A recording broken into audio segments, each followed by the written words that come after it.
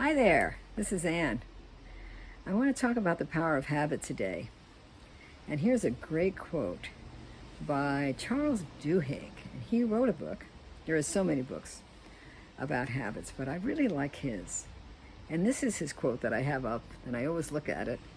It says, "The difference between who you are and who you want to be is what you do."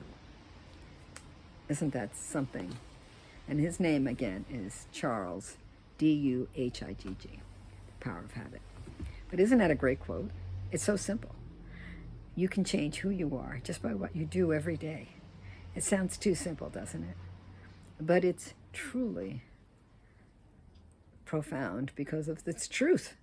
Anything you want to do, you can change your life. I mean, it just is essential that we understand that truth.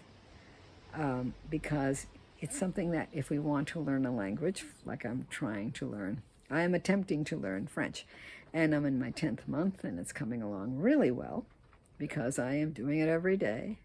I'm working with a tutor. I am listening to French. I am reading French. I am writing French. I am studying French, and it's the power to do it every day that it's not like I want to do it once a week, or I'll do it when I feel like it. No. No. Now I'm translating my poetry, and there it is. It's the desire to do the best job you can with what you have. In other words, if you want to do anything, if you want to build a muscle, you have to stretch that muscle, right? You have to go. If you want to win a race, you have to keep running.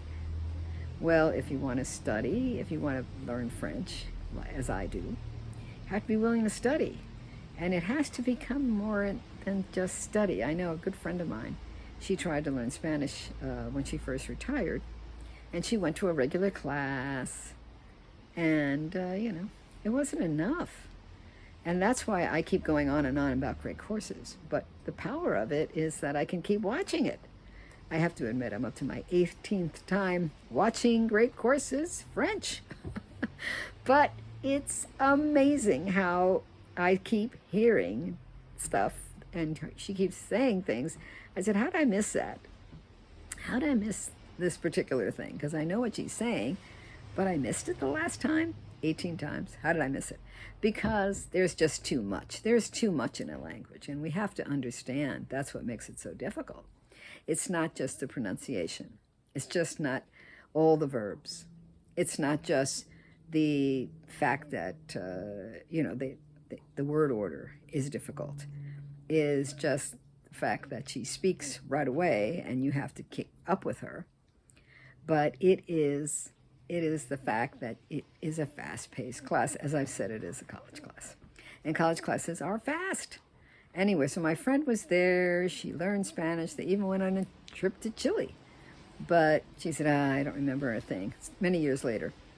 And I said, well, because what was missing? As Steve Kaufman, I keep bringing him up, but what he does say is that interleaving, you need more than one thing. It can't be one thing. One thing is not enough. Just like Duolingo, one thing is not enough.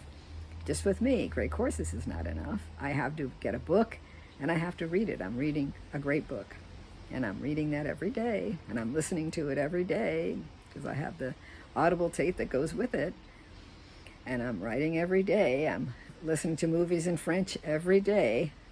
Yesterday, I was listening to Casablanca in French. So great.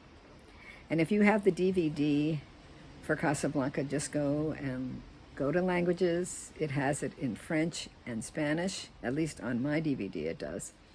And you can either listen to it and just with no subtitles, or you could listen to it with English subtitles.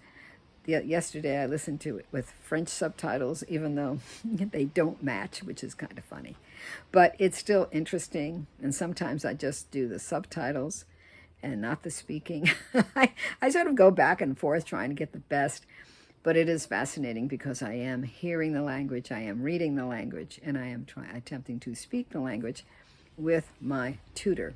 And I have a tutor once a month, no, I'm saying once a week. Now, once a month would not do it.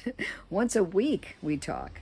And it's a conversation. It's not one of these other things, because I feel like I just need someone to speak to, and I need to hear him speaking to me, and we are going through my poetry, and that's what's great, because he's giving me advice. Oh, wouldn't we say that word? Like today, we were working on one, and I said, well, I want to say cry, and he said, cry? No.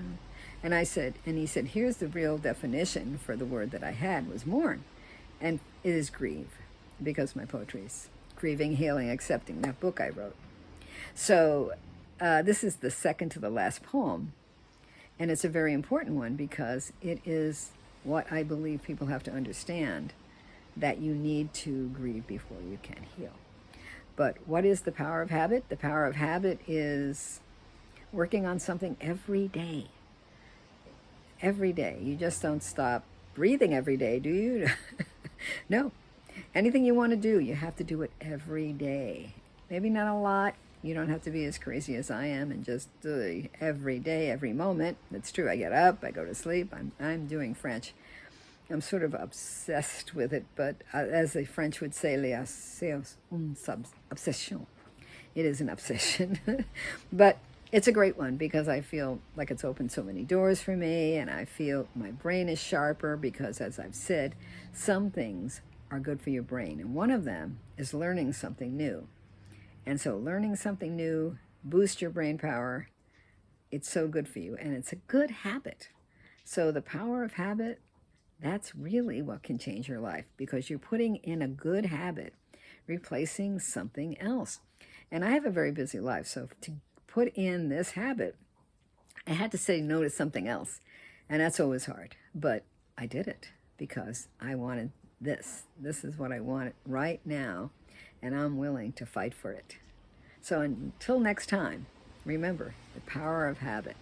You have the power to do whatever you like, to learn whatever you like, but you do need to keep doing it every day. Bye now.